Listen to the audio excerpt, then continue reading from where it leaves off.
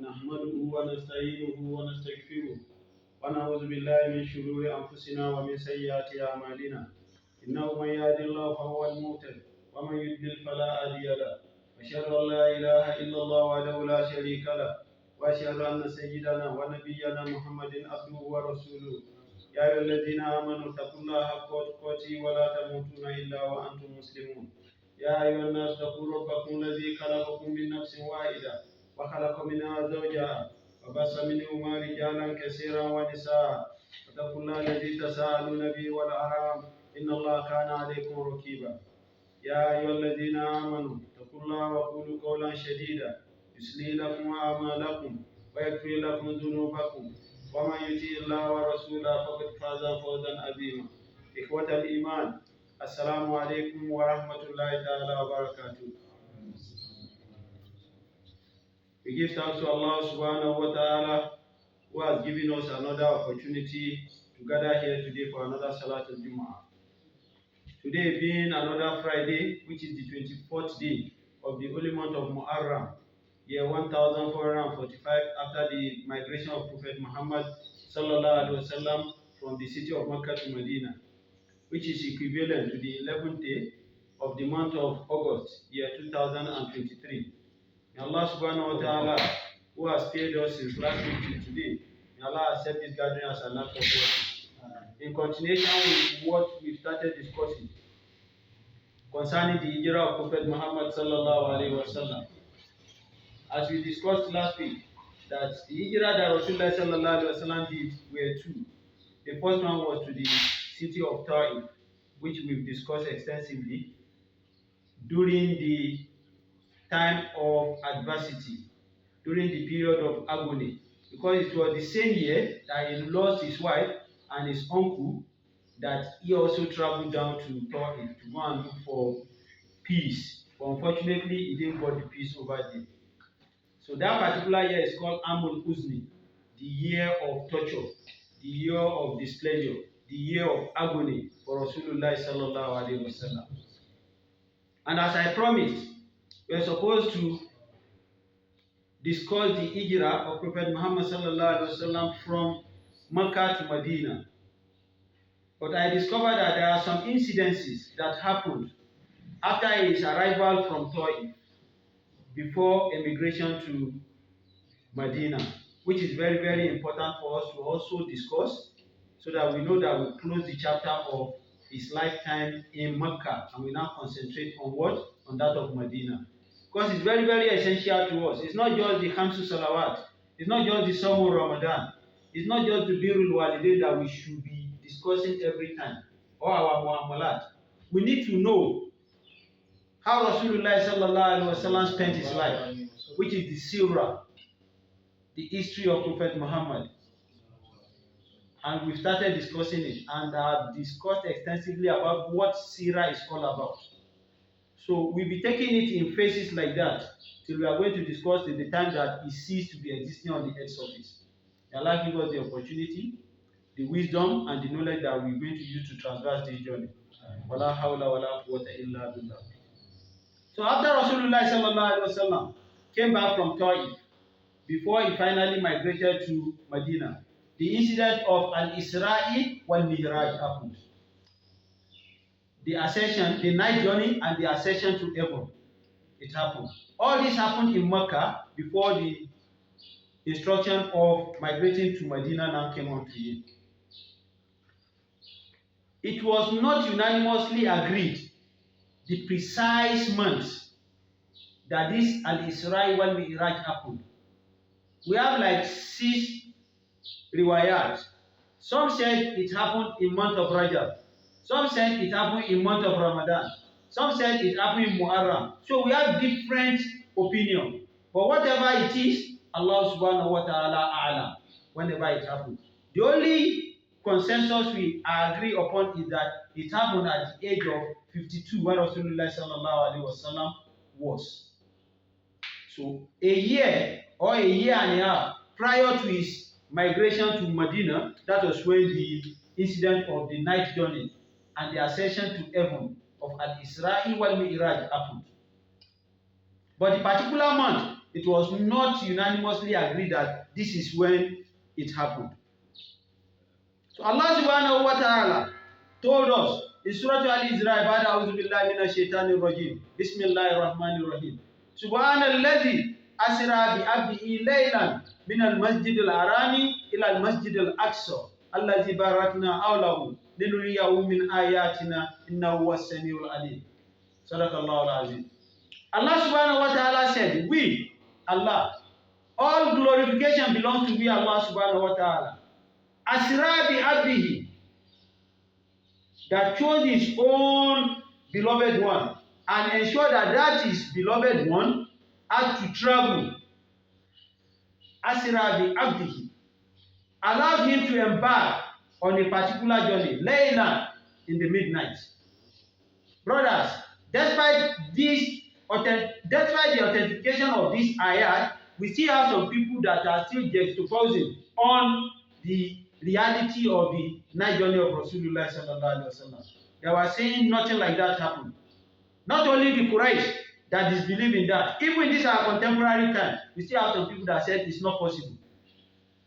Because the journey from Mecca to Jerusalem, where we have our Baitul Maqdis, where we have our Masjid Al-Aqsa, if they want to travel there, it will take them between 3 to 6 months to travel from Mecca to Jerusalem. But Rasulullah sallallahu alaihi wasallam said, Allah subhanahu wa ta'ala took him there after everybody went to bed. And before the dawn, that they come to for their Salatul Subhi, Allah subhanahu wa ta'ala had already returned him. Majority of the Quraysh then, they disbelieve in him. But Allah subhanahu wa ta'ala confirmed it to us that Asra bi abi laylan min al-masjid al-harami ila al-masjid al-aqsa. Where Allah subhanahu wa ta'ala, we took our servant, we asked him to embark on a journey, on a miraculous journey from the Masjid al-Haram. Now, I've explained to us what Al-Haram is. What we can do outside, freely, unconsciously, we can't do it in what? In Masjid al-Haram. You can't take a weapon into the Masjid al-Haram.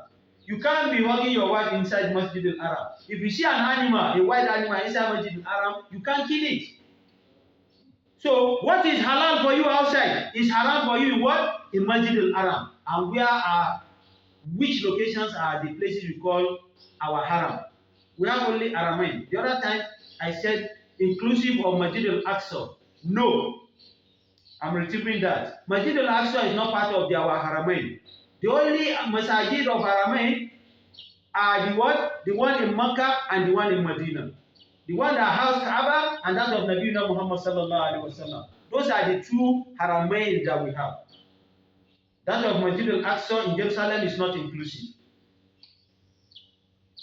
So Allah subhanahu wa ta'ala said, we took our servant from that Masjid al-Haram. We now took him to sojourn on a journey of what? Of the night. To where? To Masjid al-Aqsa. And this Masjid al-Aqsa is a blessed masjid on a blessed land. According to the Surah, or what is Al-Isra'i wal-Mi'raj, before we even go into the journey itself. Al-Isra is the journey that Rasulullah sallallahu alaihi wasallam traveled from Mecca to Jerusalem, Masjid al-Aqsa. That is Al-Isra. Al-Mi'raj is the journey that he traveled from Masjid al-Aqsa to where Allah subhanahu wa ta'ala invited him to. Ascension to the heaven. That is the Mi'raj. And that is why we have Al-Isra'i wal-Mi'raj. The journey from Mecca to Jerusalem in Baitul Maqdis, in Masjid al-Aqsa. And from Masjid al-Aqsa to the heaven, which we are going to discuss. So we all understood what Al-Isra'i wal-Mi'raj is now. So, ayat of Quran, the verse of Quran is telling us that from Masjid al-Haram, we all know the Masjid al-Haram. That is the mosque that is housing what? The Kaaba, the Baitul Atiq. Where was Rasulullah sallallahu alaihi wasallam was? It was reported, it was narrated that Rasulullah sallallahu alaihi wasallam was in the house of Ani when the message came to him that he had to go on a journey. Another riwayah said he was already in Hatim or Ijril Ismail. You see Kaaba, every one of us have ever seen the picture of Kaaba for those that have not visited Makkah, right? Or visited Masjid al-Haram. Around Kaaba, there is a particular place that is in a circular form or in an arc form. That particular place is where we call Khati, or we call it Ijril Ismail. When the Quraysh, during the time of Rasulullah sallallahu alaihi wasallam, when they want to rebuild the Kaaba, this existing Kaaba that you are seeing, that is the fourth Kaaba that was rebuilt from the time of the angels. After the angels, Nabiuna Adam, his children, the last one, 6. After 6, he came to Nabiuna Nuh. After Nabiuna Nuh, he came to Ibrahim. After Ibrahim, till he came down to Nabiuna Muhammed sallallahu alaihi wasallam. That structure you are seeing is the 14th one that was rebuilt by the Quraysh. So then, when they want to rebuild it, they now said, any money that is not halal, they will use that money to support the building of the Kaaba, because there was an inferno, there was a fire that burned the Kaaba then, so they want to rebuild it. They now said, anybody that is taking uzri, anybody that is taking riba, anybody that is taking the money that is illegal, money from prostitution, they won't use that money to rebuild the Kaaba. So the structure you are seeing now is the money available for the Quraysh. The money that was available for them then was the money that they used to build that structure. So the remaining part that I said has an ark, that place is also part of the foundation of Nabiuna Ibrahim alayhi salam. But the Quraysh doesn't have enough money to extend the wall of the Kaaba to that place. So Rasulullah sallallahu alaihi wasallam told us in an authentic hadith narrated by Sayyidatina Aisha radiallahu ta'ala anha, that there was a day she was doing tawaf with Prophet Muhammad. She now asked Rasulullah sallallahu alaihi wasallam that, what if I want to enter into the Kaaba? Rasulullah sallallahu alaihi wasallam said, don't disturb yourself. You see this particular place, if you enter there, you have also entered where? Kaaba. So every one of us, whenever we go for Hajj or Umrah, we should struggle to enter that place. Not until they open the door of Kaaba for you. It's not everybody they will open it for. So if you are able to enter that place, you have entered into where? Into Kaaba. So it was said that that was where Rasulullah sallallahu alaihi wasallam was when the message of the journey of Al-Isra wal Mi'raj came to him. Wallahu ta'ala alam. But what we can fully establish is that Quran has told us that Asra bi abdihi laylan min al-masjid al-harami ila al-masjid al-aqsa. So Rasulullah sallallahu alaihi wasallam was taken from Masjid al-Haram and he was taken to Masjid al-Aqsa. He and Angel Gabriel, they traveled that journey. On getting there, Allah subhanahu wa ta'ala had already sent an animal called Al-Ibraq. Al-Ibraq, hiya dabbatun abyadu wa tawil. This Al-Ibraq, anything they call a dabba, is an animal that has 4 legs. So it is really confirmed to us that Al-Ibraq is a physical creature, and it's a dabba, and it's a white dabba, it's a white animal. A dabba means animal. Tawilun is very long. The Al-Ibraq is very long. Faqal Imar, it wasn't a donkey. Walaysa al-bigal, and it wasn't a horse. It's neither a donkey nor was it a horse or an horse or any kind of other body description that the hadith brought to us. It's a very long animal with 4 legs. And this animal, wherever his eyes, the range that his sight can cover, when he picks the first leg up, wherever the sight can cover, that is where the second leg will capture. It's an authentic hadith in Sahih Bukhari, as Rasulullah sallallahu alaihi wasallam narrated to us, that Al-Ibraq hiya dabbatun bayyadun tawilu fawqa al-himar wa duna al-bigal wa duna al-bagla. That is a long animal, that is, it wasn't a donkey, nor was it an horse, and it has 4 legs. Yadiu abratu inda muntaha tarifi'i. He's going to live, whenever he lifts his first leg, the second leg will land at wherever the side covers. Rasulullah sallallahu alaihi wasallam said, this animal was brought to him. When they got to Baitul Maqdis, he now tied it at the location where the other prophet used to tie Al-Ibraq. That means Rasulullah sallallahu alaihi wasallam wasn't the first person to ride that Al-Ibraq, because it was said that the Al-Ibraq was tied at the particular location where the other Anbiya used to tie it. Faqala, Rasulullah sallallahu alaihi wasallam said, he now entered into the Masjid. That same Masjid that the Zionists and the Israelis are fighting us to take over that particular mosque. Rasulullah sallallahu alaihi wasallam said, he entered it there. Fasalaitu raka'atain. He now observed 2 nawafil, 2 raka'ats. And that is what? Tahiyatul Masjid. Anytime we enter any mosque, we should do 2 nafla, 2 raka'at. To do what? Tahiyatul Masjid, to greet that mosque.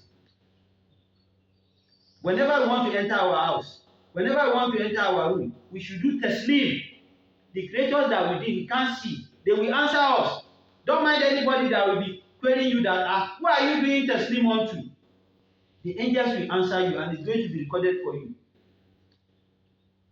Rasulullah sallallahu alaihi wasallam, he observed 2 rak'ats inside the masjid. On turning back like this, behind him, he saw the souls of all the other prophets observing salat behind him. Sallallahu alaihi wasallam. Every one of them, they lined behind him, because Allah subhanahu wa ta'ala has already told us that huwa khatimul anbiya'i wa imamul mursalin. Sallallahu alaihi wasallam is the last prophet, the seal of the prophet, and is going to be the leaders of all the messengers. All of them, they lined behind him. And how many messengers do we have? We have 313 messengers. But the Anbiya, we have 124,000 of prophets. And Rasulullah sallallahu alaihi wasallam was the last. So all of them, their rule came to him. Because Rasulullah sallallahu alaihi wasallam, while he was going to that Baitul Maqdis, he met the soul. He came across the soul of Nabiyuna Ibrahim. Came across the soul of Nabiyuna Musa. He came across the soul of Nabiyuna Isa alayhi salamullah. These 3 of them. And they had a conversation. He asked from Nabiyuna Ibrahim alayhi salamullah, what do you know about the day of Qiyamah? Nabiyuna Ibrahim said, I don't know anything about it. He asked Musa, what do you know about the day of judgment? Musa said, I don't know anything about it. He asked Isa alayhi salamullah. He said, yes, I know. Because Allah told me that towards the end time, Yajuja wa Ma'ajuja, they will come, as we have read and discussed in Surat Al-Kahf. Inna Yajuja wa Ma'ajuja mufsiduna fil ard. They will come, and Allah subhanahu wa ta'ala will use me at that end time to destroy them, and they are accountable. Nobody can say this is the number of Yajuj wa Majuj. They will now be killed, and the whole of the earth will now be covered with their stench, the odor of their bodies. Before Allah subhanahu wa ta'ala will now send a kind of bird, maybe a similitude of the bird that came, Taran Ababila, Tarimihim, Ijara, Timisi, Jinn, Fajalam, Kastim, Ma'akul. Maybe a similitude of those kind of birds that destroy Abraham. Allah will now send those kind of birds. They will now be pecking. They will be pecking on the dead bodies of Yajuja wa Ma'ajuj to cleansing the earth. So Nabi Isa alayhi salam, he told Rasulullah sallallahu alaihi wasallam that I know something about the day of Qiyamah. It was also reported that Rasulullah sallallahu alaihi wasallam, because I have told us several times, all these prophets, all of them, they also observe their salawat. It can only be different from the way we are observing our own now. Rasulullah sallallahu alaihi wasallam said when he was on transit, he saw Nabiyuna Ibrahim alayhi salamullah inside his grave. He was observing salat. He saw Musa inside his grave observing salat. Why will me and you will now refuse observing the salawat? Even the soul of the people that have died, they are still observing that salawat. Sallallahu alayhi wasallam. Rasulullah sallallahu alaihi wasallam, after observing his two nawafil, he turned back. He now saw the rule of all the Anbiya line up after him. They exchanged pleasantries. After some time, Rasulullah sallallahu alaihi wasallam stepped out. And before he went in, he did what? He tied down his what? His animal that he's going to use. So every one of us, whatever we have, we should protect it. Don't just come to Masjid and be charging your phone. You don't say, Allah subhanahu wa ta'ala will look after the phone for you. No, you don't do that. That you are in the place of worship, nobody can see. Majority that are there might be armed robbers. Don't go outside and leave your car open. That yes, I quickly want to rush into the Masjid to meet that raka'ah. Don't do that. Lock it. If you meet that raka'ah, repay it back. Protect it. If you know they are going to steal your shoe in Masjid, some people will go for Salat Juma like this, but all their intention is to go and pack another person's slippers in the mosque. If you know that you are not comfortable that they will pack your slippers, protect it and go and hide it somewhere. Is it not people that will go and remove microphone in the Masjid and remove wall clock? They now say they didn't steal anybody, they steal from Allah subhanahu wa ta'ala. Is it Allah that bought the wall clock there? Is it Allah that came down from heaven and come and provide the microphone and megaphone? That's why you see in various mosques, they will do burglary to tie down their amplifier very well. Even if Allah subhanahu wa ta'ala is standing in front of us like this and say, yes, me and the Allah subhanahu wa ta'ala, we have some people that will have the effort to steal him or her. So Rasulullah sallallahu alaihi wasallam, he tied it down. There was an hadith that Rasulullah sallallahu alaihi wasallam was in his masjid like this. One Bedouin, a local Arab from village, he now came to the masjid. He left his camel outside just because he wants to meet Rasulullah sallallahu alaihi wasallam. Maybe he has been looking for Rasul for long. For today, he has the opportunity. He just rushed into the masjid like that without tying down the camel outside. When he now got to Rasulullah, after greeting, you know, they will communicate. Rasul now asked him, what about your right? And I said, he left it there. Did you tie it? He said, no. I rely on Allah subhanahu wa ta'ala that nothing will happen. Rasulullah sallallahu alaihi wasallam said, go back. Go and tie it. Id'a wa tawakkal ala Allah. Go and tie it down, then you now rely on Allah. You leave the password of your phone for your friend. It will clear all your money. Say, this is star 737 hash. It will clear everything. So we should protect ourselves. We should be sincere with ourselves. We should have total reliance on Allah. Wa man yatawakkal ala Allahi fa huwa hasbuhu. Inna Allah balighu amrihi qad ja'ala Allahu li kulli shay'in qadra. We should rely on Allah. But we must seek for protection. That protection should now be relied on what? On Allah subhanahu wa ta'ala. Rasulullah sallallahu alaihi wasallam now came out to pick his animal so that he can continue with the journey. You know, we have finished Al-Isra now. The journey from Mecca to Baitul Maqdis has been completed. So remaining Al-Mi'raj from Baitul Maqdis to the heaven. That is what is remaining now. As he came out, Angel Gabriel, may the peace of Allah be with him, he now brought two bowls for Rasulullah sallallahu alaihi wasallam. Inside one, there was wine. Inside the other one, there was laban, milk. He now told Rasulullah sallallahu alaihi wasallam that you should choose one. I have all the hadiths here to save time. That's why I'm not reading the Arabic context. He now told him that he should choose one. Rasulullah sallallahu alaihi wasallam now chose the what? He now chose the laban. He now chose the milk. Angel Gabriel now told him that, you have done well. Acceptul fitra. You have chosen the best that you are supposed to choose. And if being you choose the other one, your woman, they will go astray. And then wine was not haram then. We have 3 verses that were revealed just because of alcohol in Quran. There was one that said there is usefulness in drinking alcohol. There is one that said don't drink alcohol.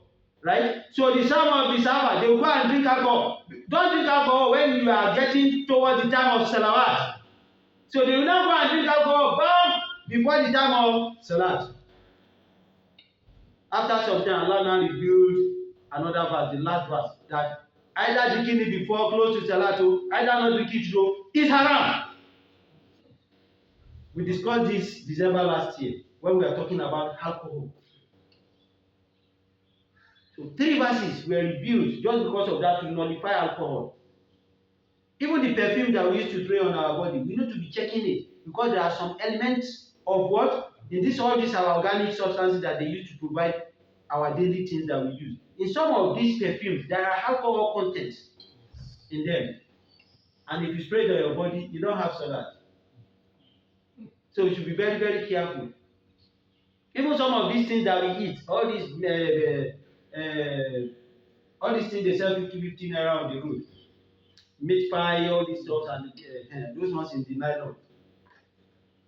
We need to be very, very careful. Some of them we have pork meat inside, nama and lady.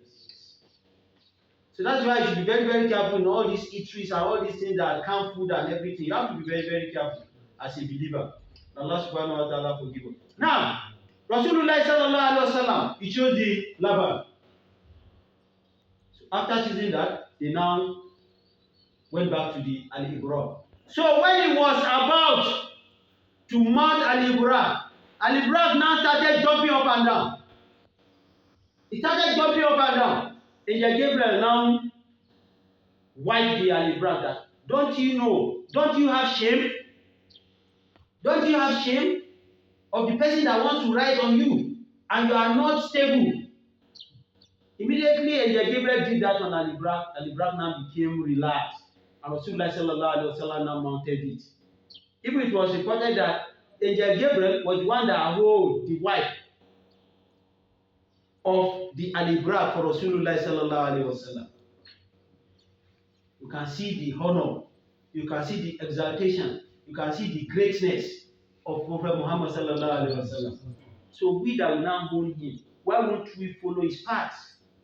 And in following his path, we should not exaggerate. What did he do? We should not do. What did he say? We should not say. Not just because of his law, we now go out of the context of Islam. That is gulu. It's not allowed. Rasulullah sallallahu alaihi wasallam started the journey. As they started the journey to the heaven. Now, brothers, what do we call heaven? What do you call as-sama? Because this one that we are looking at outside, that me and you are seeing, this is not this heaven. This is just ordinary sky. An authentic hadith. We start from as-sama. What is heaven? Then under this, what is heaven? We are going to discuss 4 points. Because you can understand this better when we are talking about the Isra'i wal Mi'raj, for us to be able to defend whoever wants to say something that Allah subhanahu wa ta'ala did not say and what Rasulullah sallallahu alaihi wasallam did not say. Al-Sama'u Farad. Under what is heaven? Does the heaven that we are talking about, is it an open place or an enclosed place? Number 2, under what is heaven? Al-Likulli Sama'i Abwab. All the heavens. How many heavens do we have? Allah subhanahu wa ta'ala told us that وَجَعَلْنَا سَمَاءَ سَقَفًا مَعْفُوسًا وَهُمْ عَنْ آيَاتِهَا مُعْرِضُونَ. This 7, Quran made us to understand that we have seven heavens. And in between each heaven, it has a particular number of years that you will travel before you get to the second one. All the hadiths are here, inshallah. This heaven that we are talking about is just like, if you are talking about like a bridge, you know, on top of a bridge, all those of you that are engineers here, or culvert, you have a bed, like a slab. The heaven too is just like that. In front of Allah subhanahu wa ta'ala. Allah now said, when it is time, we Allah subhanahu wa ta'ala, we are going to fold this heaven the way we used to fold our various books. This is a sheet of paper with me now. I'll open it, I will close it, I can fold it. Allah said I can also do that. with the heaven. As Allah subhanahu wa ta'ala said that I can do that when it is appropriate time, and He's going to do that. These heavens that we are talking about, we've established that we have 7 heavens, right? Do all of these heavens, do they have doors that you follow to enter each of the heavens? Likulli samai abwab. Because if you want to enter somewhere, you have to pass through an entrance. Entering the heaven, do they have doors? That is number 2. Number 3, now, if they have doors, come adadu abwabu sama. Each of these heaven, how many number of doors are around them? If doors are existing, how many doors are there? Number 4, dohamatu abwabi sama.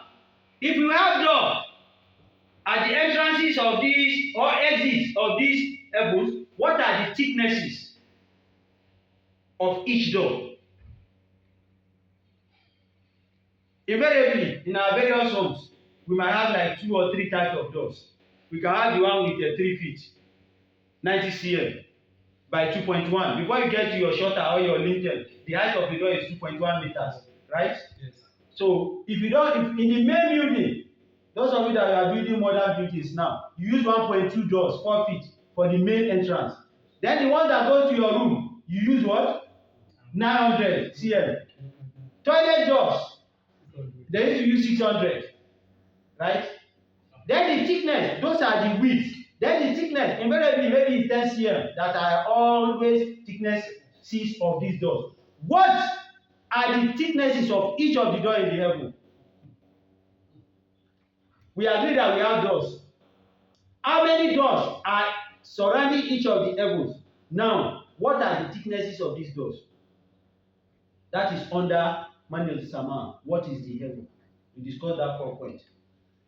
Now, brothers, Rasulullah sallallahu alaihi wasallam, we are talking. He went to the heaven, right? And they opened the doors for him. Me and you, that we can't go there for now. When can they open the door for us? And what is going to be our action that will make them to open the doors for us? And what time? According to Tuftawa Abu Sama, when is the time that they used to open the doors of the heaven? If they don't open the door of the heaven for me and you, no matter the level of our supplication, yet no matter the quantum number of Quran that we need here, it will not get to where Allah is. So, matter, Taftawa Abu Sama, when are the doors of the heaven? When are they open? That is number 2. Number 3, Ashiyaun Tuftawlahum Abu Sama. Who are those that they will open the doors of the heaven for?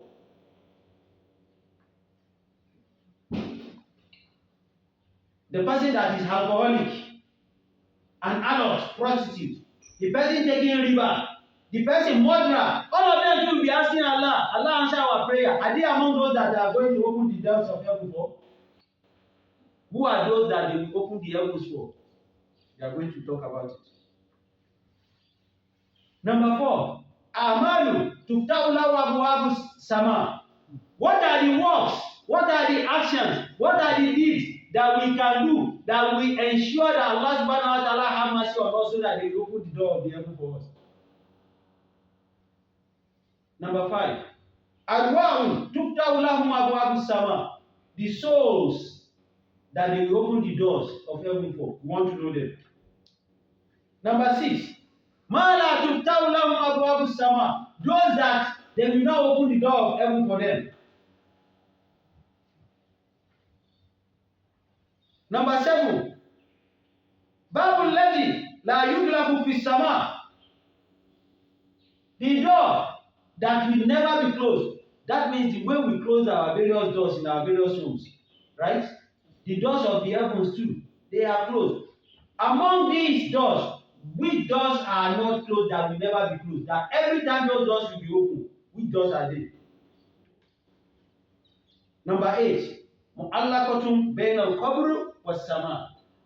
What is the connection between the grave and the heaven? These are the 8 points that we are going to discuss, inshallah, under what is as-sama. Allah subhanahu wa ta'ala, or Arabically, what is as-sama? What is heaven? As-sama'u huwa kullu ma fawqaka. Whatever is above you is what we know as heaven. That is in Arabic context, not in Sharia context. If we are talking about English, we are talking about grammar. That is the meaning of as-sama. But Sharia, we'll be seeing what is the meaning of sama. Allah subhanahu wa ta'ala said, وَجَعَلْنَا السَّمَاءَ سَقْفًا مَحْفُوظًا وَهُمْ عَنْ آيَاتِهَا مُعْرِضُونَ. We, Allah subhanahu wa ta'ala, we have spread the heaven and we keep protecting the what? The heaven. If you have a vast land of farm now and you didn't protect it, chimpanzees will come, apes will come, gorillas will come, different kind of animals will come. They will make your harvest to be very difficult after so much investment. Allah subhanahu wa ta'ala said, we Allah subhanahu wa ta'ala, we are the one that we are spreading heaven. And spreading it, we didn't just spread it alone. Mahfusan, we are protecting it. Why is Allah subhanahu wa ta'ala protecting the heaven? The heavens. But despite the fact that Allah subhanahu wa ta'ala has shown us all these beauties, that I'm the one that have created this, and I'm protecting it, I'm there for you. Call unto me, I will open it for you. Majority of people, they are still disbelieving Allah subhanahu wa ta'ala.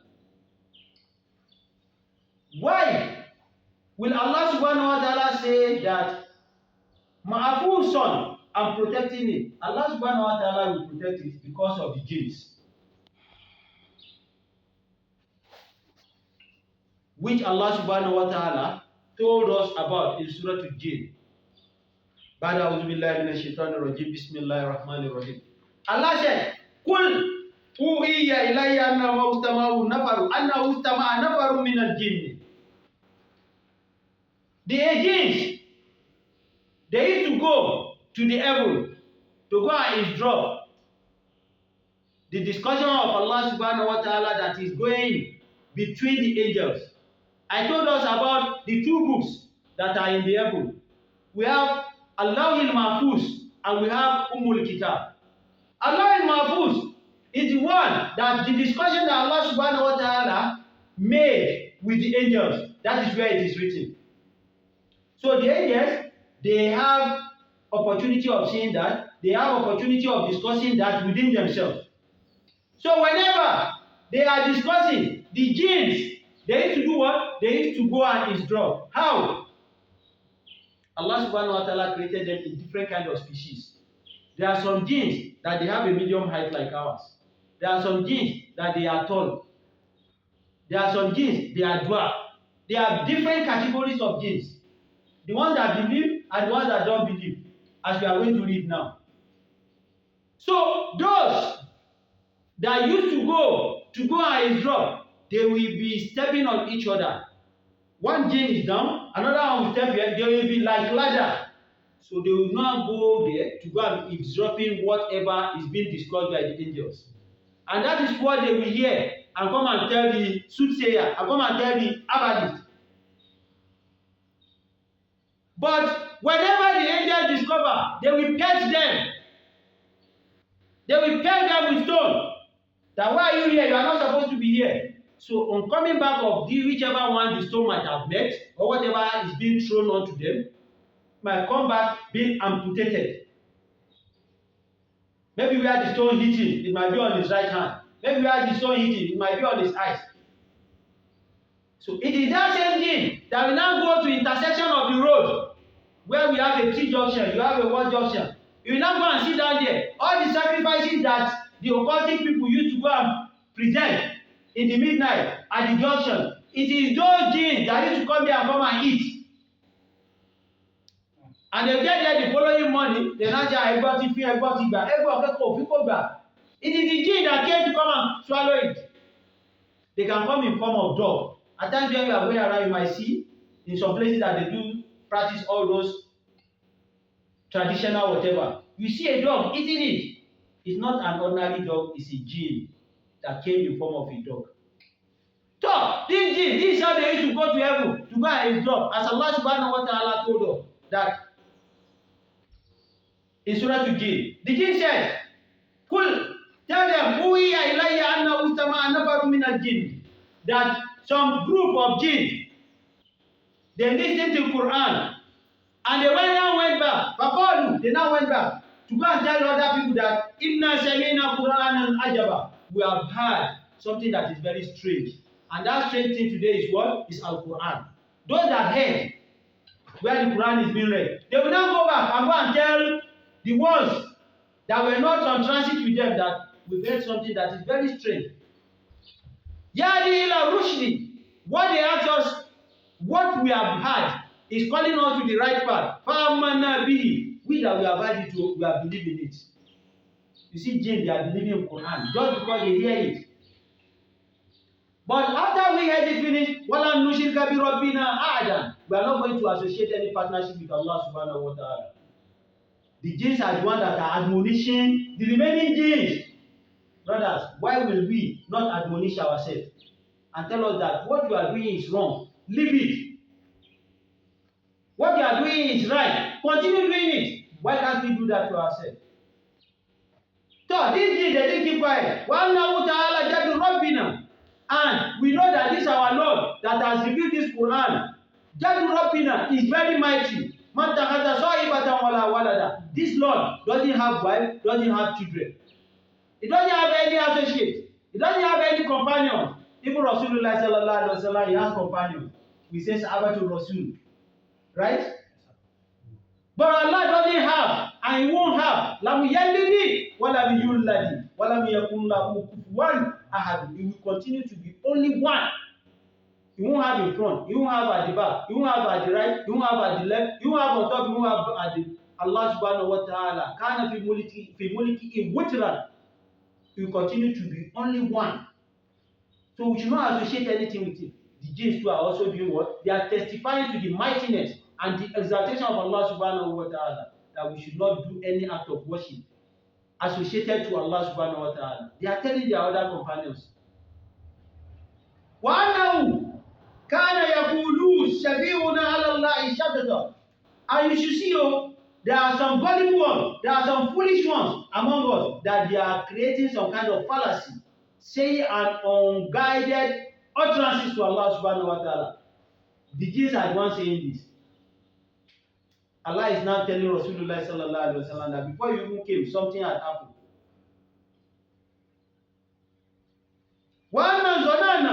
The jinn said, and we are thinking. And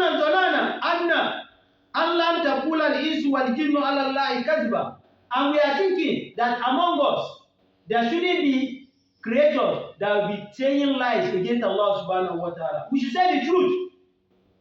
These are the ones that are admonishing other ones like this. وَأَنَّ كَانَ رِجَالٌ مِنَ الْإِنسِ يَعُوذُونَ بِرِجَالٍ مِنَ الْجِنِّ فَزَادُهُمْ رَهَقًا. The jinn are now saying that among us, among the human beings, we have some of them that used to come unto us to come and seek for spiritual power. So all those malams that are typists,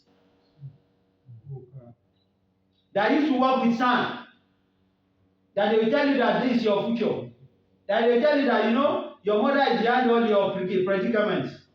That your sister that is yellow, she's the one that has not let your wife be, that she has the one that has made your wife to be barren. And Allah subhanahu wa ta'ala had already told her, Ya'abu liman yasha'u inasa, wa ya'abu liman yasha'u zukura, wa yuzajiwijuhum sukurana wa inasa, wa ya'abu liman yasha'u akiman. Allah said, I give whomever I want. I give him a female child. I give him a female child. If I like, I give somebody. I give him male and female. If I like, akiman. If I like, I can make them barren for life. And somebody that they have not think, that people did not think, that they have even forgotten that they might give birth to, Allah subhanahu wa ta'ala, and from nowhere can shower His mercy upon them. Who will ask Allah subhanahu wa ta'ala? The jinns, are saying that some of these people, they used to come to us, the human being, Yahuduna birijali min al-jinni. They used to come and relate with some of our jinns to come and do what? To come and seek for spiritual power. Any power, la hawla wala quwwata illa billah. Any power that is not from Allah subhanahu wa ta'ala, you never reach it, will never take you to any promised land. Those that give you the power, what they will ask you to present back to them will be more than what they will ask you for. You run to them. You run to them. Yes, you want to become the chief imam. Yes, they will give you, they will ask you, go and bring the spermatozoa of your first son. Go and bring the last blood that your wife used to do menstruation, or where she threw her pipe. Go and get it for us. That is what they will use for you. Okay, anytime you are on the member on Friday, you have to use your palm to be touching your manhood. Yes, you continue to be an imam, and you'll be having multiple people to pray behind you. Where are we taking all these to? There are some man you must not ask them to remove their cap, because what is inside the cap? There are some you must not ask them to remove their al-kimba. The talisman that is inside their al-kimba, whenever they are going out, if you put it on a scale, it will weigh more than 50 kg bag of cement. Where are we going to? Where are we fighting? The Jinns are saying, yes, some of the men, they used to run to us, come and seek for spiritual power. All those that are doing that, they will not end well.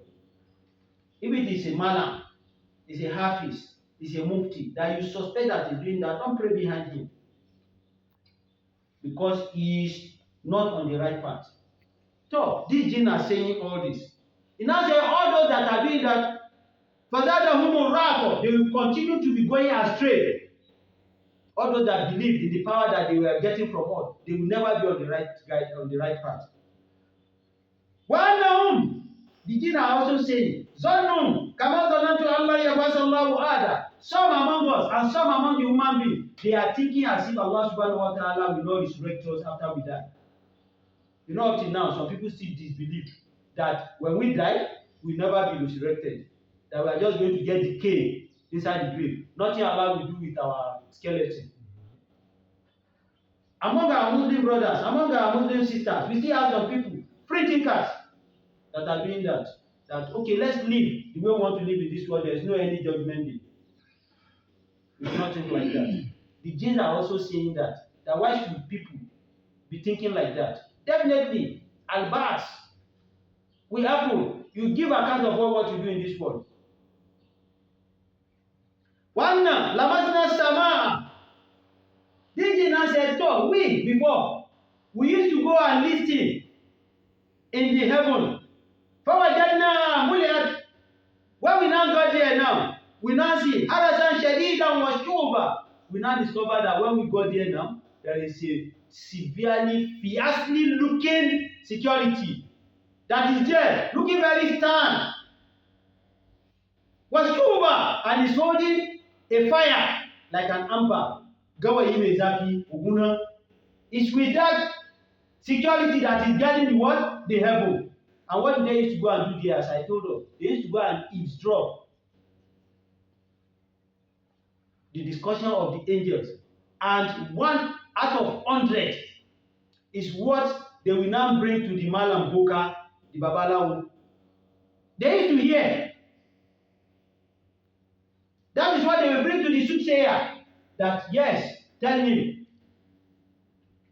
he should not go for that journey. If you go for that journey, he's going to die along with the. They will hear 1 out of 100. So when the man that you visited, the herbalist that you visited, when he now tell you 1, if that 1 now coincides with the irada of Allah subhanahu wa ta'ala, right?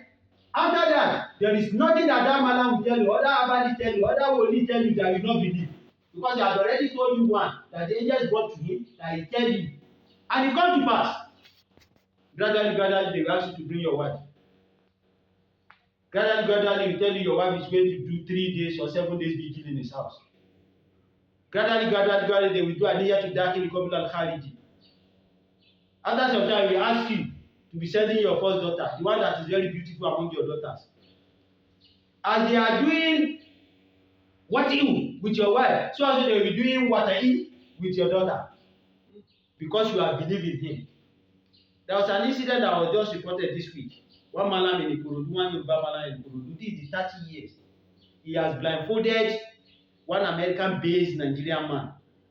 The man has a wife and 4 children. This man hypnotized, he charmed with all these algenos, sorcery and everything that they used to do. He charmed this man for more than almost 30 years now. He changed all the name of this man's children. He changed it to his own name, behaving like the father. So Alhamdulillah, this week, it was reported, this week now, Allah subhanahu wa ta'ala has liberated that man, threatened that this man has collected almost 105 or 150 million from this man. He changed all the name of the property of this man. You know somebody that they have hypnotized, they have used charm on. But brothers, if you have your iris, you have your own immunity. And where will you get your immunity? Majority of you, you disbelieve in them. Until one man give you one talisman. Until one man do one black soap for you. Until one man do kantu for you, write on slate, wash for you, ask you to use it to bath. Until they do incision for you. That is what majority of you believe. And we should wake up from slumber. The man that is doing all this for you is still sleeping with your wife, still sleeping with your daughters. And there is no any power, no any might. La hawla wa la quwwata illa billah. And what ma la yakunu fa la yakunu bi illatin. Abadan ma huwa ka'inu sayakun. Whatever will not be, will never be. No matter the race you raised. If Allah says, no matter your struggle, you will not buy a plot of land. The cheapest plot of land you will not buy. You will never buy enough top of raising block not to have a roof on it. But tomorrow, your children might be people that will not be dashing people palaces. People will not be saying, do you know yesterday, their father used to sleep. Anywhere that the night fall, that's where their father used to sleep.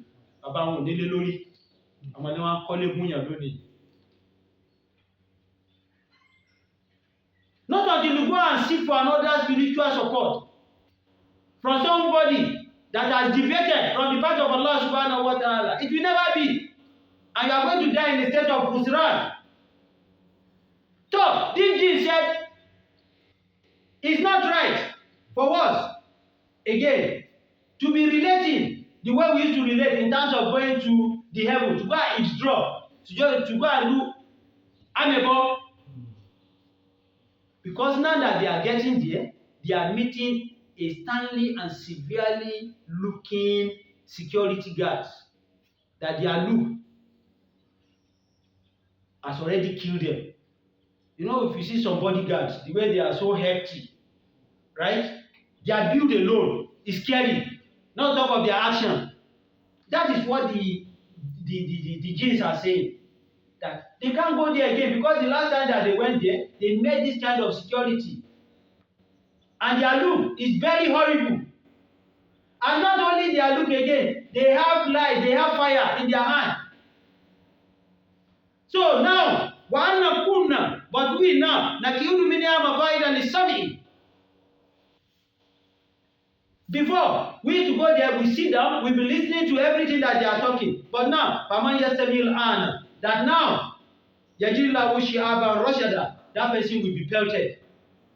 And we now, we don't know what Allah subhanahu wa ta'ala is going to do. We don't know what Allah subhanahu wa ta'ala wants to do with us now. They are saying that maybe Allah subhanahu wa ta'ala wants them to be rightly guided or they are going to be astray on their own. They don't know because they can't hear anything again from the heaven. The Jinn are saying among us, we have the righteous ones that believe in Allah, and we have those that disbelieve in Allah. We follow different paths. As we have Muslims among us, we also have Christians among us. We also have free thinkers, we have idol worshippers.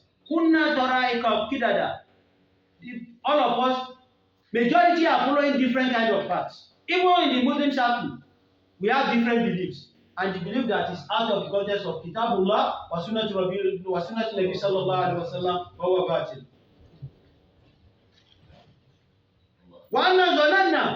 The Jinn said, we know that Allah nu'jiz Allah fil ardi wa la nu'jizahu araba. Either we are on the earth surface or we are flying in the sky. We can't humiliate Allah. There is nothing. Allah is there. He has the power. He has the supremacy. He has the exaltation. He has this greatness. We can't hide to Allah. We can't deduct from Allah. So our existence has no meaning to Allah. The only meaning that you can have to Allah subhanahu wa ta'ala is to worship Him. Wa'anna, we, lama sabina huda amman nabi, that the part of Allah, the sayings, the do's of Allah subhanahu wa ta'ala has come to us. It's better we emulate it. Faman yuminu bi rabbihi, whoever follow and become sincere with Allah subhanahu wa ta'ala, fala yakhafu ba'san wala raqa. That person's accountability will never be difficult for him and he will not be ambushed. Wa'inna mina muslimun, among us we have the believers among us. Wa min al-qasitun, and those that is believe. Faman aslamu, whoever believe faulaika taharaw rashada, those are the people that will be on the right path. Wa man qasitun, among those that is believing Allah subhanahu wa ta'ala, fakanu li jahannama hadaba, and Jahannama is waiting for them. All these are being said by the what? By the Jinns. What is it that me and you are going to say? Olaosebikan ala tariqatin la asqayna umma angadakum. I didn't mean they have followed the right path. Allah subhanahu wa ta'ala said will have revealed or will have descended on them a bountiful water from the heaven. So whoever is on the path of Allah subhanahu wa ta'ala, Allah subhanahu wa ta'ala will continue to be making bountiful of provisions for the person. Those that are not believing in Allah, either within the jinns, either within the mankind, Allah subhanahu wa ta'ala said their disbelief is going to be a trial for them. Whoever go astray from the sense of Allah subhanahu wa ta'ala, that person will be meeting Allah subhanahu wa ta'ala where his chastisement is already waiting for him. These are all the sayings of the jinns in Surat Jinn concerning what is happening in the heaven. Indicating that these jinns, they used to have opportunity to go where? To go to the heaven. As I said earlier, me and you, how can we go to the heaven? When can we go there? The way the jinns used to go there. Rasulullah sallallahu alaihi wasallam, through his Sahaba called Abdullah ibn Mas'ud radiallahu ta'ala alayhi, he said, Rasulullah told them that S.A.W dunya, between the heaven that is closer to us, wallati taliha, and the one that is preceding it, that means the first heaven to the second heaven. We have 500 years journey in between them. Abdullah ibn Mas'ud, a companion of Rasul, authentically is the one that reported this.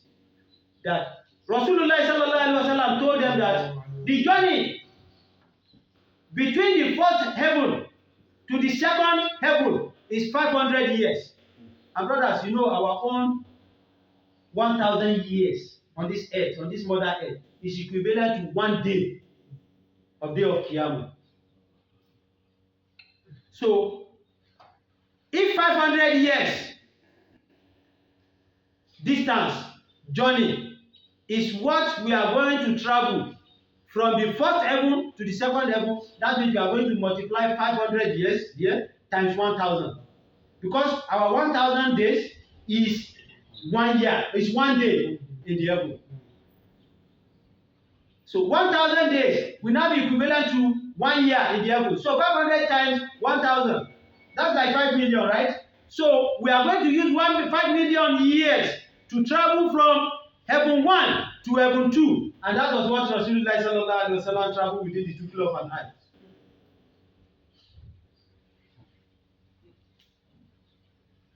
Abdullah ibn Mas'ud continued. He said, وَبَيْنَ كُلِّ السَّمَاءِ خَمْسُمِائَةِ عَامٍ. So in between each of the heaven, from heaven 2 to heaven 3, we have 500 years. وَبَيْنَ السَّمَاءِ سَبْعٍ وَكُرْشِيٍ خَمْسُمِائَةِ عَامٍ. From heaven 3 to 4, heaven 4 to 5, 5 to 6, 6 to 7. Each of these layers of the heaven, we're going to travel 500 years, which is equivalent to the 500 years of heaven, not 500 years of earth. So, when we now get to the 7th heaven, after the 7th heaven, Rasulullah sallallahu alaihi wasallam told us that we have the Kursi, Wasi'a, Kursiyu samawati wal ard. That Kursi that is mentioned in Ayatul Kursi, as we used to say, Ayatul Kursi, the verse of the throne of Allah. That Kursi is the one that is next to the 7th heaven. In between the 7th heaven and the Kursi, we have 500 years, equivalent to the years of the heaven, not that of the mother earth.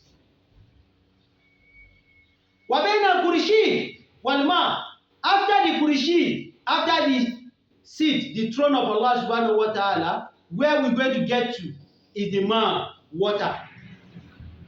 In between this water and the Kursi, we have another 500 years.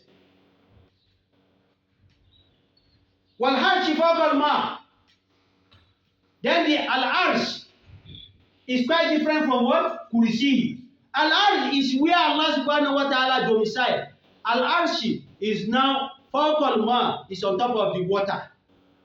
In between the water and al-arsh, we have another 500 years. Wallahu fawqa al-arsh. Allah subhanahu wa ta'ala is now on top of the al-arsh.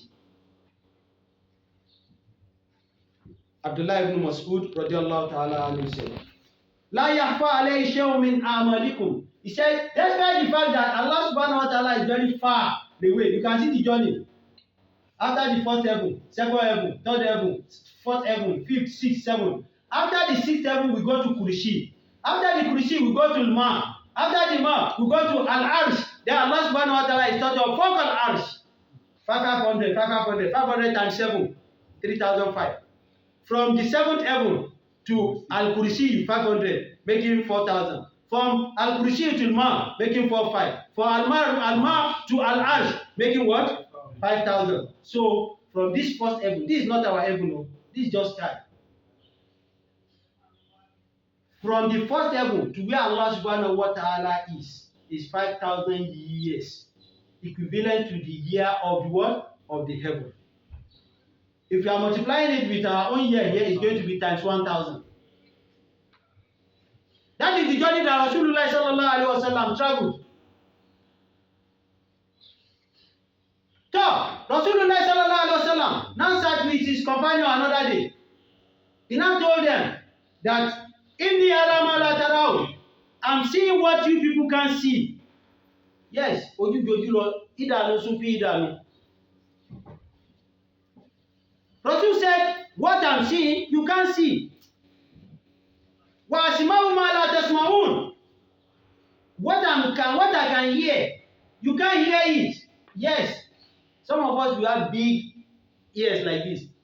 But if they are talking beside us, you might not hear. I see some people with chuckling ear. If they are talking at the gate of that place, now they'll be hearing. So also some, they have a very bright eye, but their sight is very myopic.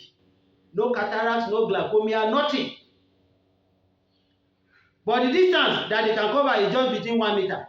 I see somebody that you think is a blind man, you can see from here to Aja. Allah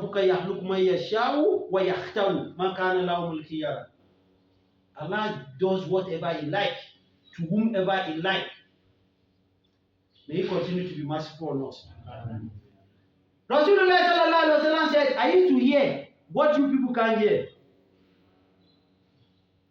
I thought it's Sama. He said the heaven that we are talking about is making noise. I thought it's Sama, that the heaven is making noise. Wahu kola an tuhatto. Wahu kola an tuhitto. Rasulullah sallallahu alaihi wasallam said it's compulsory. It's very right for the heaven to be doing what? To be making noise. Which kind of noise? Is it the kind of noise that we are hearing around us? Ma fiya mawdi'in arba'i asabihi illa wa malakun wadi'un jabatahu sajidan wa tasbihan wa ta'lila lillahi subhanahu wa ta'ala. Rasulullah sallallahu alaihi wasallam said, despite the fact that the heaven is making noise, there is no any vacuum, no any available available space that you can put your 4 fingers in between. That is available space. Everywhere is being occupied by whom? By the angels. And what are they doing? Sajidan lillahi. They are prostrating for Allah, doing tasbih. They are doing subhanallah. They are doing tahmid. They are doing alhamdulillah. They are doing ta'lim. They are just doing what? Yushabihu lillahi. They are just glorifying Allah subhanahu wa ta'ala, appreciating Him. So no space. You don't have space there, and you can't have space there. Because to even put ordinary 4 fingers, that okay, this is a space in between these two tiles. You can grout it and put cement, right? This space is not available in the heaven. Because the angels are what? They are choked up. Doing what? They are not playing. They are not singing. And you see some of us will be singing in the Masjid. The Malam we gather our mothers on Sunday, our Yala Salatu. Some of the mothers, some of these women, some of them, they didn't even prepare the food for their husband before they say they are going for a Salatu. Some of them during electionary period or during campaign period, some of them abandon their husband for 3-4 months and be following one idiot up and down from one state to another. Majority of them are there now, they don't even remember them. They will not have go slot in Abuja. The people that follow them that they're supposed to give the slot, they are still selling the slot again. Somebody that they have been following you since the time you are nowhere. The only thing that person can benefit from you is his child or a child that goes to school and graduated no work. But he has been following a politician. When the opportunity of job slot comes, what are they supposed to do? To give him or her that this person has been following us during thick and thin period. The next thing they will do, they will sell it. Do you know how much they are selling slots now? 1.5. And they will give them fake appointment letter. See what is happening for the past 2 weeks in the House of Representatives now. They are questioning them. Not just of day of Qiyamah. How long will be Bubuwa? What's supposed to be for free, they are selling them. And they will now be recovering back the appointment letter from them. After collecting 1.5, after collecting 1 million from them. And these are the people that we want to be shouting up and down behind them. I keep telling us, the time you'll be using to follow all of them up and down, go and sit down in your house and be crying to Allah. Allah, no. Don't look at any social status. Nobody can do anything for you except what Allah has already decreed that will be for you. For Allah will not come down. We said, tell Allah, go now when you're getting come and for you. Rasulullah sallallahu alaihi wasallam said, no space for anybody, ordinary 4 fingers to put. There is no space. The angels, they are there worshiping Allah. So our salawat, our hajj, our siyam, Allah did not even need it. Because those that are better than us, they don't eat, they don't sleep, they don't make any sexual advances, they don't even have wife. We were doing a lot of things. Among us now, there are some people that have taken alomo this morning. That if you can't take that alomo, that 50 naira alcohol, he can't walk. And he's still here with us observing Salat that we observe Salat Juma. So you are one. S.A.W, Al-Sulmat, Al-No. Say you are one who Atara Male, what you are one. Who is deceiving you? Who is deceiving one?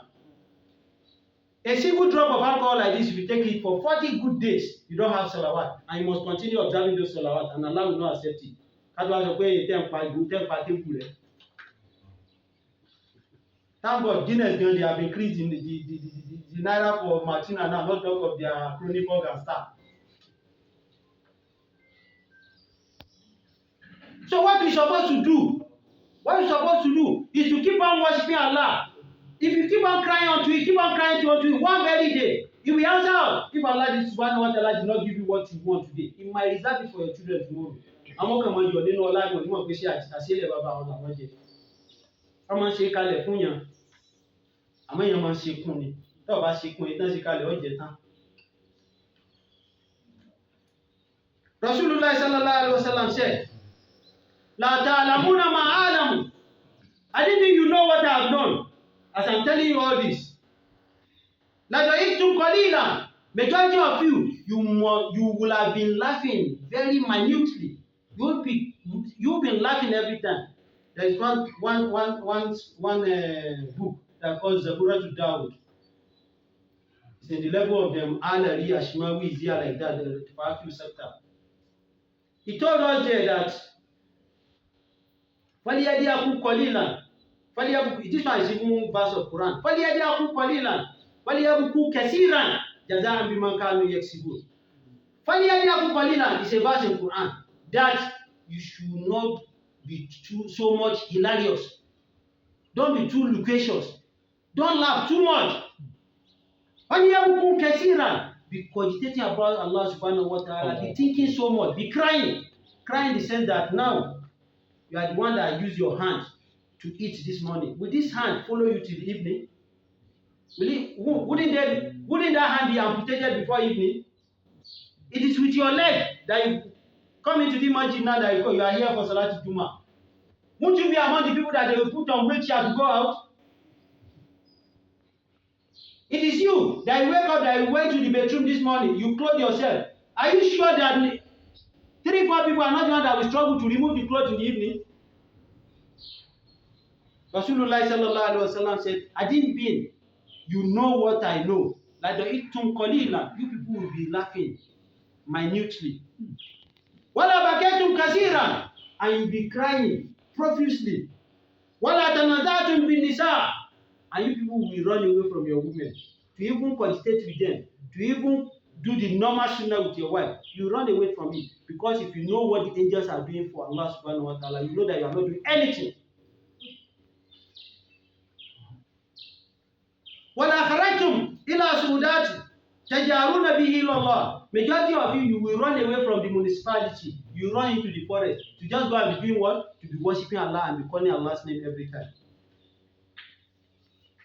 If you know what the angels are doing for Allah subhanahu wa ta'ala, but you can't see what I'm seeing. You can't hear what I'm hearing. And you can't know what I have been taught. So if you know, you'll be so careful. You'll be very careful.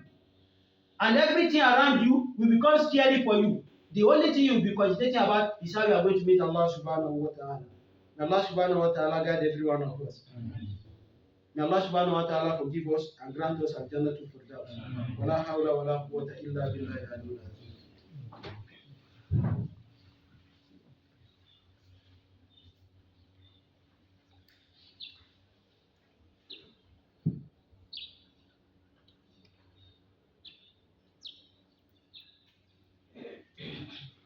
Alhamdulillah, wa salatu wa salamu ala nabiyya ba'da. We give thanks to Allah subhanahu wa ta'ala who has given us opportunity to have gotten to where we are today. May Allah count us among the successful servants in this world and in the hereafter. Amen. What we've started discussing is concerning the Al-Isra wal Mi'raj, the night journey and the ascension of Prophet Muhammad sallallahu alaihi wasallam to the heaven. So what I've been discussing over an hour ago is what is as-sama, what is heaven, and types of heaven. I've explained to us that we have different categories of heavens, which are quoted from us from the Quran, that we have 7 layers of heavens. Now, and this heaven, each one of these heavens, they have doors. How many doors are around each of these heavens at each layer? Now, these doors, they are there. We don't know their number. What are the thicknesses of each door? We don't know. And Rasulullah sallallahu alaihi wasallam brought all this knowledge to us.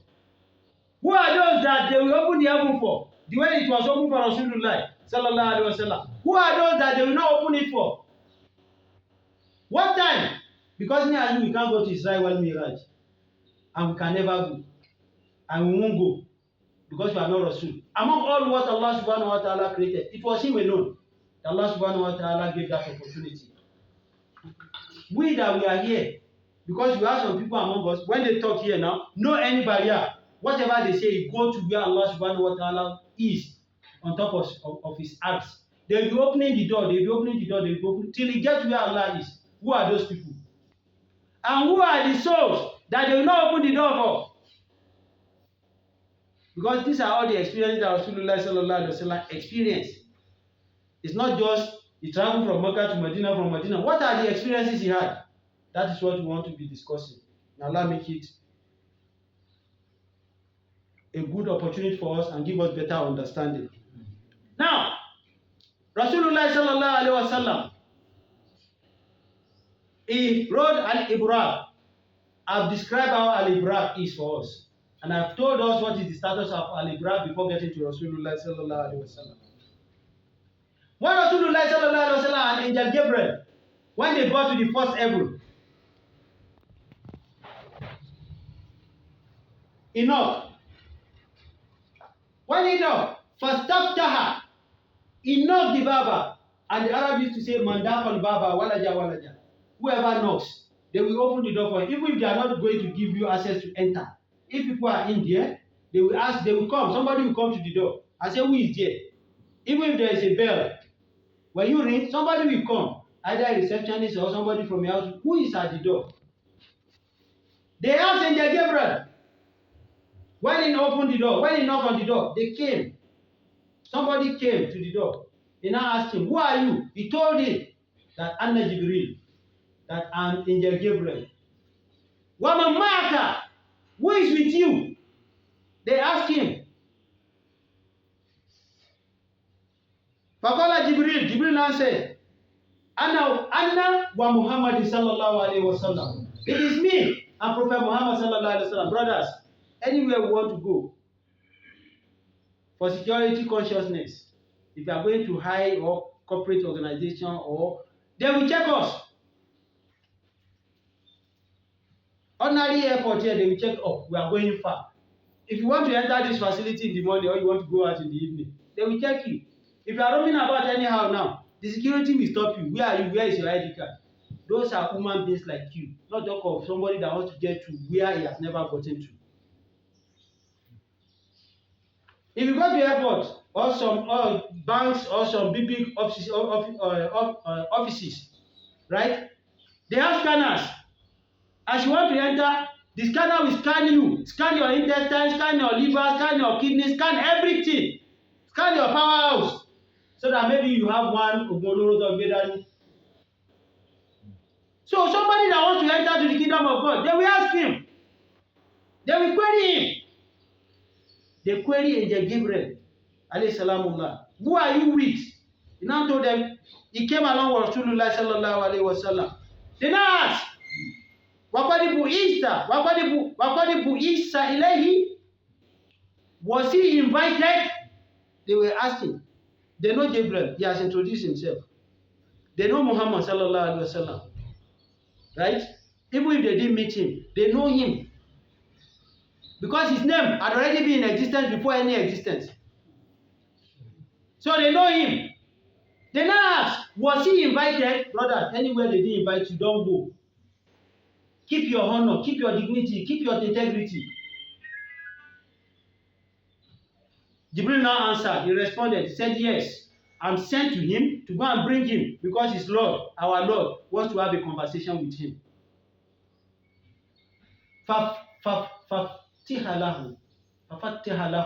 They now opened the door for Angel Gabriel and Nabiyuna Muhammad sallallahu alayhi wa sallam.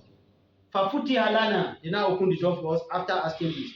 Faiza Anabi Adam alayhi salamullah. As they open the door, the first person they see inside that first heaven was Nabiyuna Adam alayhi salamullah.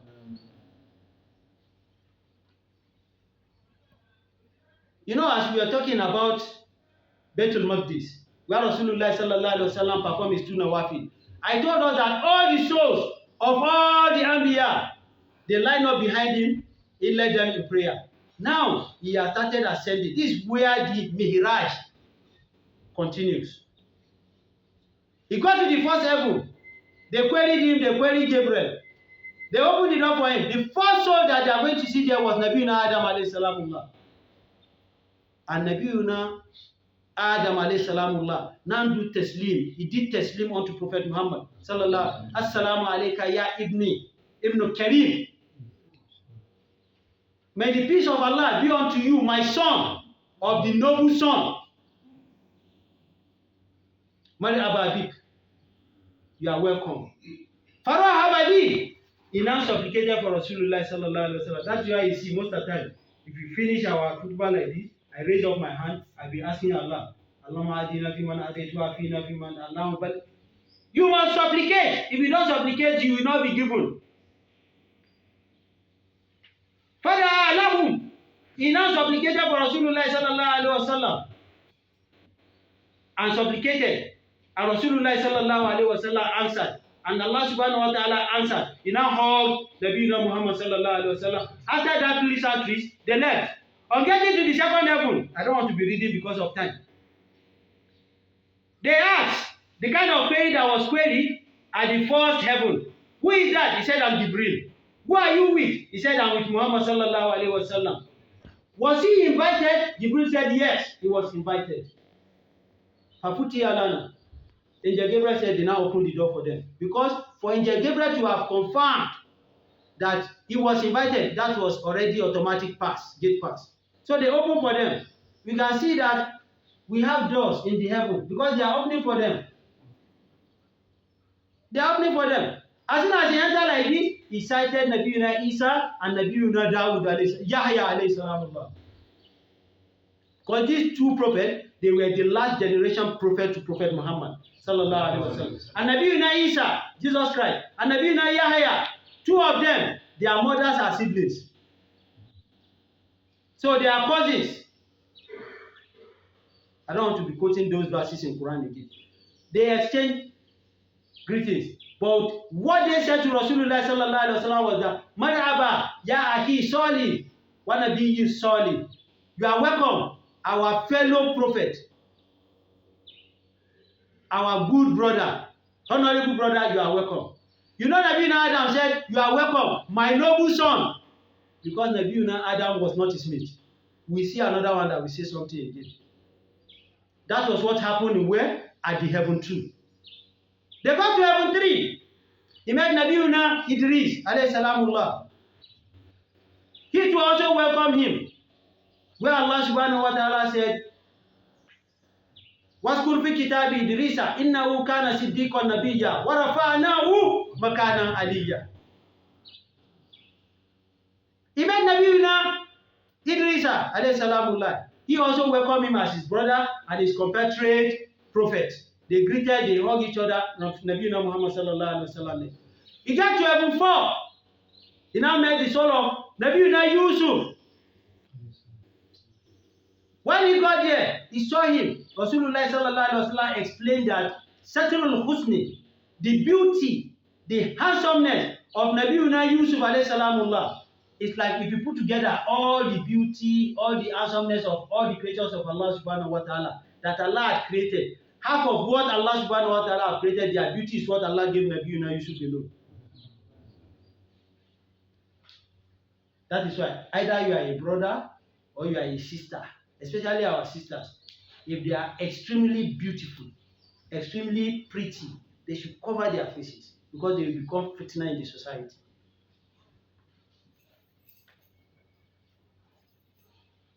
They exchanged pleasantries. He hugged him. Farahabali. Rasulullah sallallahu alaihi wasallam left Nabiyuna Yusuf alayhi salamullah. He got to the 5th heaven. On getting to the 5th heaven, he met Nabiyuna Harun alayhi salamullah. Haruna wasn't a prophet at the initial stage.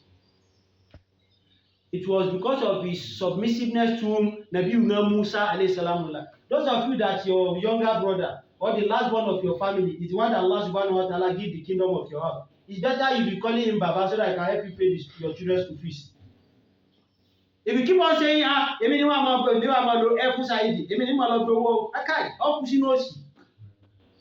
whoever Allah subhanahu wa ta'ala has chosen, forget about age.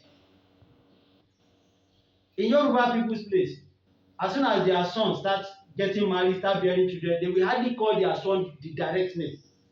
They either call him engineer. Like me now, my mother will say, Saheed. She don't call me Saheed directly. Because they will see that you are grown up. So they will be giving you a kind of hurma. So those of you too that used to call your wife, it's very common within the Aqsa circle. They will be calling their wife with their direct name. Use a very good name, or you use the name of our children. Rasulullah sallallahu alaihi wasallam said we should not do that. It's very common in the Hausa place. Not that it's not happening in Yoruba place, but Yoruba people used to say, Iya Keriman, Iya Saheed. But in the Hausa place, somebody that has given 5 children for you, that has born 5 children for you, you should look for another beautiful name. Rasulullah sallallahu alaihi wasallam used to call Aisha, Ya Aish. Not Aisha, Ya Aish, my life. If you can call her your life, don't let her call you my baby. You at this age, they should be calling you baby. Somebody should be calling me baby, apart from my mother, Abba Mansura. Look for another beautiful name, not baby, not calling a direct name. So, Nabiuna Harun alayhi salamullah, he was so submissive to Nabiuna Musa alayhi salamullah, and because of that his submissiveness, that was how Allah subhanahu wa ta'ala gave him the nubuwah. Even the time that Nabiuna Musa alayhi salamullah went to Turisina to go and collect the scripture, before he came down, Musa Samiri had already turned the Bani Israel. He has allowed them to be worshipping what? Calf. He has allowed them to be worshipping cow. When Nabiuna Musa came back, right, he held him. Ya ibn Ahi, or Ya ibn Humi, la ta'khudh bi niyyati wala bi rasi. Oh, my brother of the same blood. Because Nabi Haruna was the elder brother. So every one of us in our family, anybody that is younger than us in age, but is the one that Allah said he should be the king of our family. Be humble. Forget about age. Age is just figure. Whoever Allah subhanahu wa ta'ala has given the dawla, go on to him. Kurungumeshi. He should help you pay your children's school fees. He should help you buy a prepaid meter. And it's estimated below far you have developed BP. Go and call him Baba. He's your younger brother. Baba.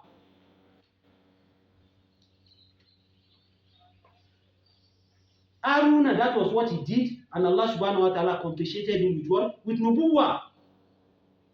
He was the one that was left at where?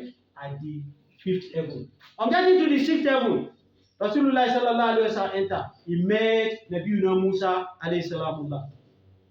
They greeted a lot of conversations. When he wanted to be going, he now called him back. He now said, this is the person that came after me, and he has large multitude of crowd.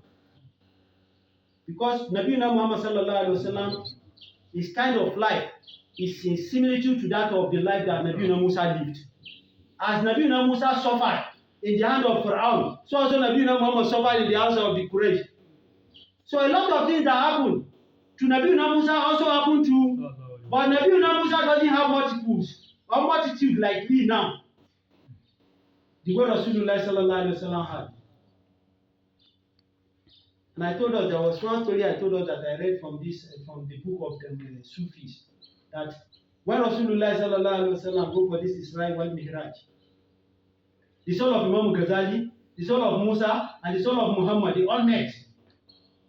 And Nabiuna Musa now asked that, Anta kunta linnasi, are you the one that you are saying that ulama ummatika, the scholars of your time, Ka'anbiya Banu Israel, they are equivalent to the prophet that ordinarily the Imam Ghazali, they are in the level of the Musa. Are you the one that said that? Imam Ghazali was accusing Prophet Muhammad sallallahu alaihi wasallam. Are you the one that said that? Okay, if you have said it, Uridu and Ukrija min ummatika min ulamaika. I want you to bring one of your malam, one of your scholars from your. And now said Rasulullah sallallahu alaihi wasallam now called the ruhu of Imam Ghazali. Speaking to Imam Ghazali, Imam Ghazali's soul now came. Soul of Muhammad sallallahu alaihi wasallam. Because Rasulullah sallallahu alaihi wasallam traveled with the body and the soul for that Al-Isra wal Mi'raj. The ruh of Musa was also there. They started having discussion. So Nabiuna Musa now asked Imam Ghazali, Ma ismuka, what is your name? Imam Ghazali now said, my name is Ghazali Ibn Muhammad. He mentioned his ancestor's name. Nabiuna Musa now said, no, I asked you only of your name, not the name of your father, not talk of the name of your father. Imam Ghazali to now ask him, why was it that when Allah asked you, Matilika bi yaminika ya Musa, what is in your hand, ya Musa? Why do you tell Allah, Hiya asaya, atawakkalu alayha, wa usi biha ala ganami, wa liya biha ma'aribul ukhri? Allah asked you that what is in your hand. The best answer you should tell Allah is a stick. Why do you tell Allah that I used to use the stick to rear animal? I used to use it to club. Allah did not ask you that. So you too that you're asking me what is my name, that I tell you my father's name, my grandfather's name, I want to enjoy a conversation with you. This one doesn't have basis. It is from the book of the Sufis that I read it. May Allah subhanahu wa ta'ala forgive us. But the thing is that Arwa'u Mujarrada, Arwa'u Mubarika, Arwa'u Mutasarifa, all these three souls used to meet together. May Allah subhanahu wa ta'ala forgive us and count us among the blessed ones. Conclusively for today, Nabiuna Muhammad sallallahu alaihi wasallam, he left the 6th heaven where he met Nabiuna Musa. He now went to the 7th heaven. On getting to the 7th heaven, he now met Nabiuna Ibrahim alayhi salamullah. Nabiuna Ibrahim now welcomed him. Mariaba, the Ibn Salih, one of the year Salih. Oh, my noble son, you are welcome. And a noble prophet. The way Nabiuna Adam alayhi salamullah. The way they welcome every other prophet from heaven 2 to heaven 6, they were saying, welcome our brother, noble prophet. But number 1 and number 7, they said, you are welcome our noble son. Rasulullah sallallahu alaihi wasallam said, I saw Ibrahim is lying or resting on Baitul Ma'mur. What is Baitul Ma'mur? After leaving the 7th heaven, what is in between the 7th heaven and Baitul Ma'mur is what we call Sidratul Muntaha. When we go to Surat Al-Najm, we will see it. Allah subhanahu wa ta'ala accept this that we have done, as if you accept it as an act of ibadah. The time is fast spent. I wanted to close everything about this Israel wal Mihraj today, but there are some things or there are some steps that I must not miss. It's better for us to get it right than to just be gallivanting around. Allah subhanahu wa ta'ala count us among the living souls that witness the next Jumat service. Inna Allah ya'murukum bil adli wal ihsan wa ita'i dhil qurba wa yanha 'anil fahsha'i wal munkar wal baghi ya'izukum la'allakum tadhakkarun. Yawa zamu da ya kuri yau lokaci ya dan kure amma bari ko dan kadan yi muku ko mai magana akan tafiya manzo sallallahu alaihi wasallam da yi daga Makka zuwa sama shine Isra'i wal Mihraj. A cikin karatu da muka yi ba mu ga lallai ce ga cikin wata da yi ba, amma saura wata 12 ko 18 da zai bar Makka zuwa Madina shine yi tafiya din nan da yake Isra'i wal Mihraj. Me muke ce al-Isra'i? Allah ya ga mana cikin suratu al-Isra'i ce ni Allah ni ne na dauki bawa na yi tafiya da shi daga masallaci babban masallacin Makka din na kai shi Baitul Maqdis. Daga gurin shine wannan tafiyar nan ne shine al-Isra'i, tafiyar dare kuma kenan. In ni da kai yanzu za mu tafi arewa mu je mu shiga Polo a Jako Jibo ko want to do night journey. That is al-Isra, tafiyar dare. Safar shine tafiya is journey, amma tafiyar dare is al-Isra, kaman Banu Isra'ila. Ko to tafiya da ya kai masallacin nan Jibril ya ja same shi a Hatim a gaba kusa da Ka'aba, a gurin ne ya same shi. Ya kawo Al-Ibraq. Ibraq din nan an ce wai ba doki bane, kuma ba horse ba jaki bane. Ko amma yana da length, yana da tsayi sosai. Yana da tsayi sosai kuma dabba ce tana da kafafuwa guda 4, amma ba manzo sallallahu alaihi wasallam bane na farko da ya hauta ba.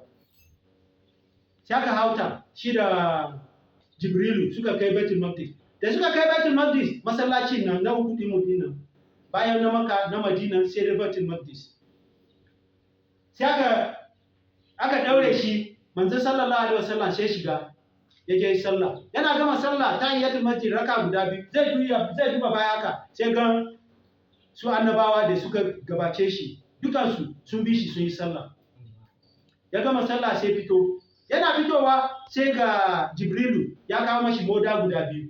Wani akwai khamru, akwai alcohol, akwai giya, akwai giya a cikin guda 1 kuma akwai zuma a cikin guda, akwai laban, nono, akwai laban, akwai nono a cikin guda 1. Sai manzo sallallahu alaihi wasallam sai zabi na nono din nan sai sha. Sai Jibrilu ya giya masa ce kai ka zabi abin da yafi muhimmanci, ka zabi abin da yafi mafi alheri. Da ka dauki wannan ne kuma lokaci ba aya da yake wai kar mu sha giya, ba haramce giya lokacin ba. Sai Jibrilu ya giya masa cewa da ka dauki wannan ne da mutanen ka da sun kauce.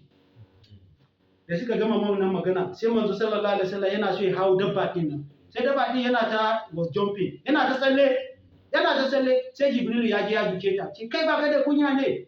Ko ba ki da kunya ne? Ba ki san wanda yana so ya hauki ba. Ba irin wanda suke hauki dama ba fa.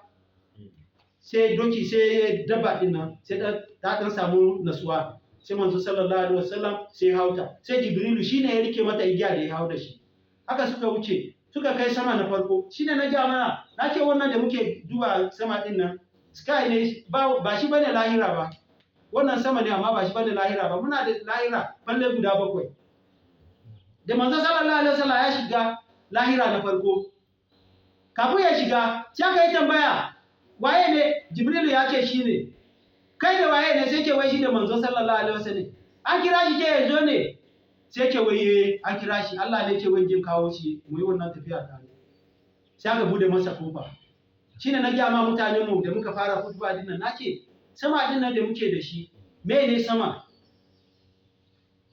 din nan suna da lahira me ne lahira din nan suna da kofofi ne kofofi guda nawa ne a kowane lahira domin muna da guda 7 ko to su waye ne suke budewa kofofin nan su waye ne ba su budewa nayi wannan karatu da yawa a matuka to sai aka budewa manzo sallallahu alaihi wasallam yana shiga haka sai ga annabi Adam alaihi salamullah sai annabi Adam ya ce san da zuwa dana mafi alheri annabi mafi alheri suka yi magana ya gaishe shi ya rungume shi ya masa addu'a sai suka wuce yana kai sama na biyu sai ga annabi Isa da annabi Yahya annabi Isa da annabi Yahya babansu duka su biyu yan uwa da suke kuma su ne suka nisance zuwa manzo sallallahu alaihi wasallam su ma suka gaishe shi sun ce dan uwanmu kasan annabi Adam ya ce dan mu wannan suka ce ya ce dana wannan suka ce dan uwanmu domin girman su tsakanin su ba wai mai yawa bane amma su annabi Adam za su ya su haifi manzo sallallahu alaihi wasallam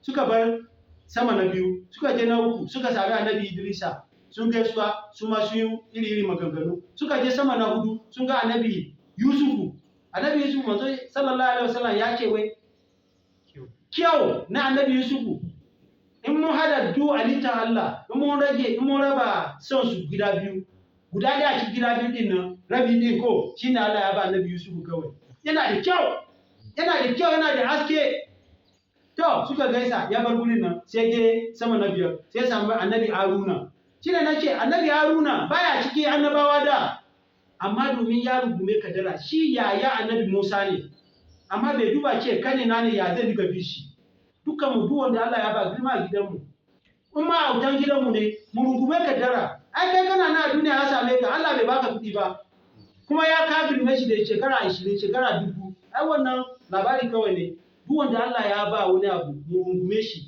mu ci a cikin alherin shi so domin shi ya yarda da dan uwansa kaninsa shine Allah ya sa aka sa shi ma cikin annabawa suka gaisa sai wuce sai kai sama na 6 sai sami annabi Musa suka gaisa su da iri maganganu suka yi a gurin nan da bar gurin nan sai tafi sama na 7 sai sami annabi Ibrahim alayhi salamu da ga gurin annabi Ibrahim ce san da zuwa dana annabi mai alheri annabi Adama ya ce dana annabi Ibrahim ya ce dana suna da girman ce su haife shi ne so haka ne tafiya cikin duk lahira din nan ko samawat din nan abubuwa da ya samu a tattaki akwai wasu abubuwa ma da ban karanta ku ba domin lokaci ya dan kure so insha Allah Allah ba mu rana kuma za mu ci gaba daga gure اللهم اعز الاسلام والمسلمين وذل الشرك والمشركين ودمر اعداءك اعداء الدين وانصر عبادك الموحدين برحمتك يا ارحم الراحمين اللهم ات نفوسنا تقواها